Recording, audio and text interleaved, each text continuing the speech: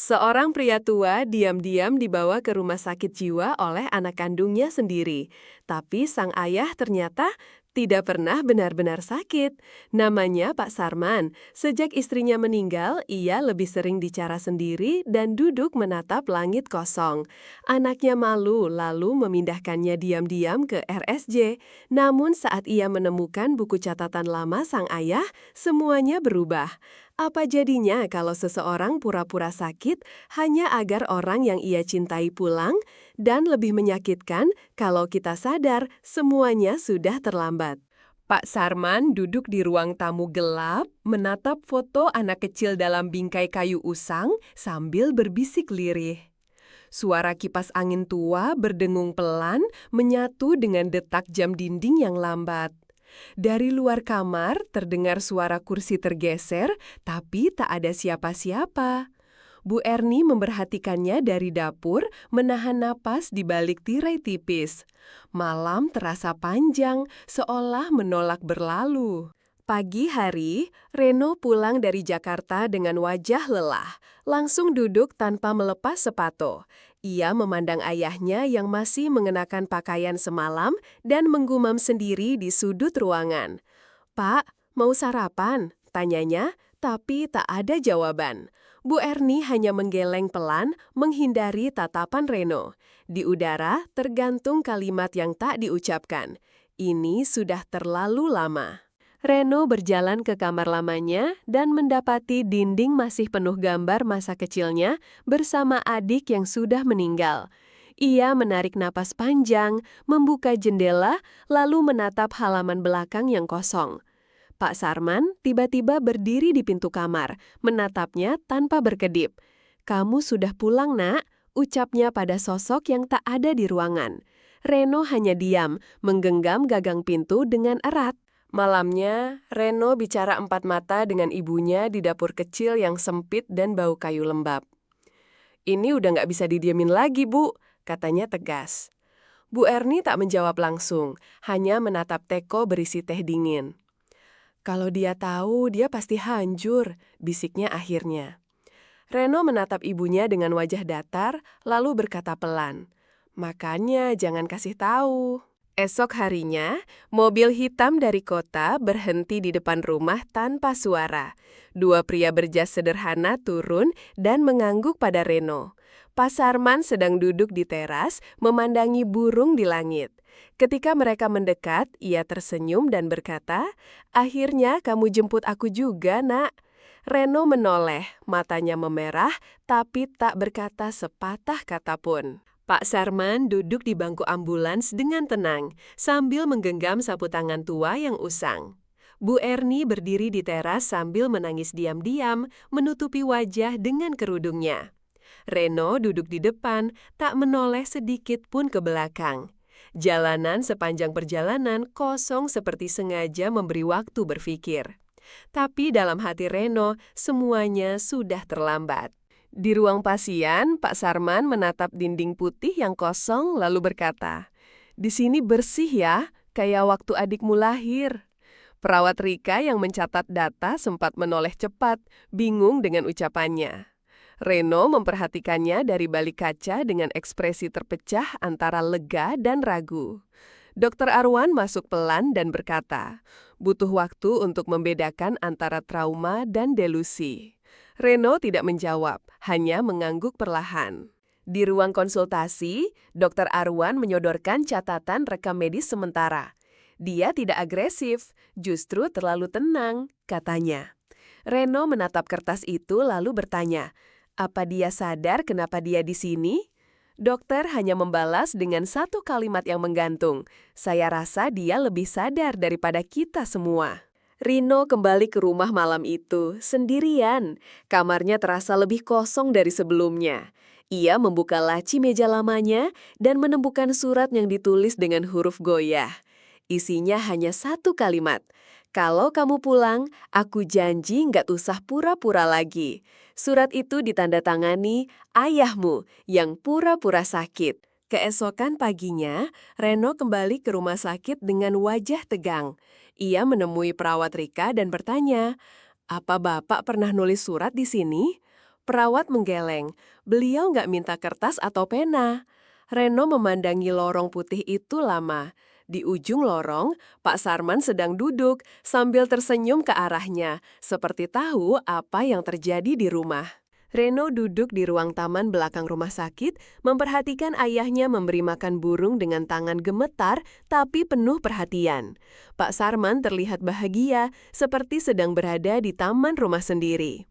Burung itu suka datang kalau aku manggil pakai suara adikmu, katanya tiba-tiba. Reno menoleh pelan, perutnya mual, seperti ditikam kata yang terlalu personal. Ayahnya tetap tersenyum, seolah tahu efek dari ucapannya. Di ruang arsip rumah sakit, Reno bertanya apakah ada catatan medis sebelumnya dari ayahnya. Pak Hasan membolak-balik berkas selama beberapa menit, lalu berkata, "Bapak Anda baru masuk sekali, itu pun tanpa rujukan." Reno menatapnya dengan kening berkerut. Tanpa rujukan, padahal kami kirim atas permintaan keluarga. Pak Hasan hanya mengangkat bahu. Surat rujukan itu tidak pernah sampai ke sini. Reno pulang sore itu dengan kepala penuh tanda tanya, dan matanya tertuju pada rak buku tua di ruang tamu. Di antara buku-buku lawas, ia menemukan jurnal kecil milik ayahnya, berdebu, tapi isinya masih utuh. Halaman pertama tertulis, "Catatan untuk menyambung apa yang tidak sempat aku ajarkan." Reno membaca satu halaman dan terduduk di lantai, tubuhnya gemetar. Kata-kata dalam buku itu bukan kata orang gila, tapi kata seorang ayah yang masih ingin jadi guru. Dalam jurnal itu, ada pengakuan Pak Sarman soal berpura-pura mulai lupa nama orang, berpura-pura mendengar suara, dan duduk menyendiri di tempat yang bisa dilihat tetangga. Agar kamu pulang, agar kamu peduli, agar aku punya alasan bertahan.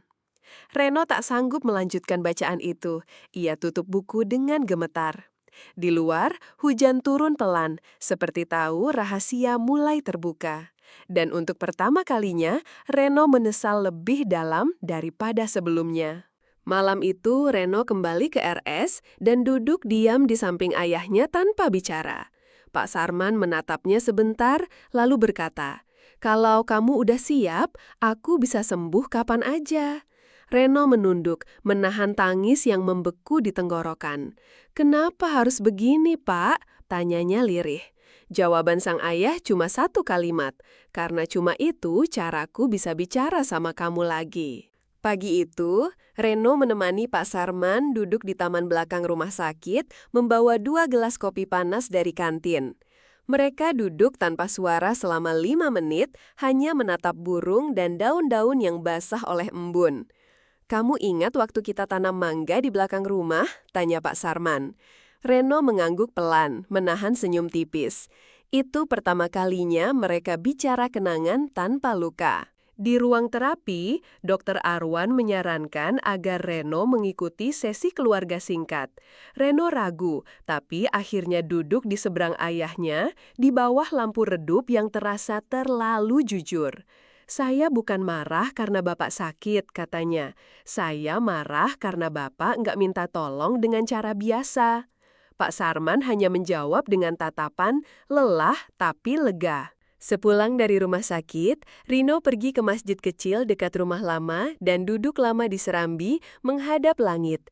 Ia teringat momen kecil, ayahnya yang dulu diam-diam mengantar ke sekolah hanya menunggu dari jauh agar tak malu. Ia akhirnya menangis, bukan karena malu, tapi karena dulu terlalu sombong untuk bilang terima kasih. Ketika ia kembali ke rumah, ibunya menatapnya tanpa tanya. "Boleh kita jenguk Bapak bareng minggu ini?" tanya Rino, dan senyum Bu Erni pecah perlahan. Hari Minggu datang, dan keluarga kecil itu duduk bersama di ruang kunjung rumah sakit jiwa. Pak Sarman terlihat lebih segar, rambutnya disisir, wajahnya bercahaya. Ia menyodorkan teh hangat pada Bu Erni dan menepuk tangan Reno perlahan. Tak ada pembahasan soal delusi, tak ada kalimat tentang kesalahan, hanya keheningan yang utuh, penuh pemahaman diam. Malamnya, di dapur rumah Reno, ia membuka kembali jurnal ayahnya dan membaca halaman terakhir. Tertulis, "Aku bukan ayah yang sempurna, Tapi aku ingin mati bukan sebagai orang gila, melainkan sebagai ayah yang masih berusaha. Reno menutup buku itu perlahan dan menaruhnya di rak buku paling atas. Besok aku antar bapak pulang, katanya ke dirinya sendiri. Dan kali ini bukan karena terpaksa. Rino menjemput Pak Sarman pagi-pagi sekali. Kali ini tanpa ambulans, hanya dengan mobil pribadi yang ia bersihkan malam sebelumnya. Pak Sarman membawa tas kecil berisi 2 potong baju dan jurnal lamanya. "Saya pulang beneran?" tanyanya lirih. Rino mengangguk, tersenyum tanpa bicara. Di jok belakang ada oleh-oleh kecil, pohon mangga kecil dalam pot. Mereka sampai di rumah sebelum jam 9, dan Bu Erni sudah menyiapkan sarapan sederhana di meja makan. Tak ada seremoni, hanya kehangatan yang terasa asing tapi nyaman. Pak Sarman mencium tangan istrinya pelan dan duduk di kursi yang sama seperti dulu. Reno menuangkan teh, tangannya sedikit gemetar. Hari itu rumah terasa lengkap untuk pertama kalinya. Sore harinya, Pak Sarman duduk di halaman menanam pohon mangga bersama Reno. Tangannya gemetar tapi masih kuat memegang cangkul kecil. "Kalau aku nggak sempat lihat buahnya, setidaknya kamu bisa nyicipin," katanya sambil tertawa kecil. Reno menatap ayahnya lama, lalu menjawab, "Yang penting Bapak pulang dulu." Dan mereka kembali menggali tanah, perlahan dan tenang. Malamnya, Pak Sarman tidur lebih cepat dari biasanya. Wajahnya tenang di bawah lampu redup.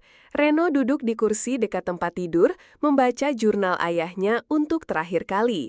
Di halaman paling belakang, tertulis dengan tinta samar, "Maaf, aku baru belajar jadi ayah sekarang." Reno menutup buku itu, menyandarkannya di dada. Malam itu, ia duduk sampai tertidur di kursi yang dingin. Esok paginya, Pak Sarman tidak membuka mata lagi. Bu Erni menjerit pelan. Reno hanya menunduk dan menggenggam tangan ayahnya untuk terakhir kali. Di pemakaman kecil sore harinya, Reno berdiri diam sambil memandangi tanah basah di depan nisan sederhana. Ia menanam kembali jurnal itu di bawah pohon mangga yang baru. Karena untuk ayah yang tak pernah sepenuhnya hilang, rumahnya bukan RSJ, tapi tangan anaknya sendiri.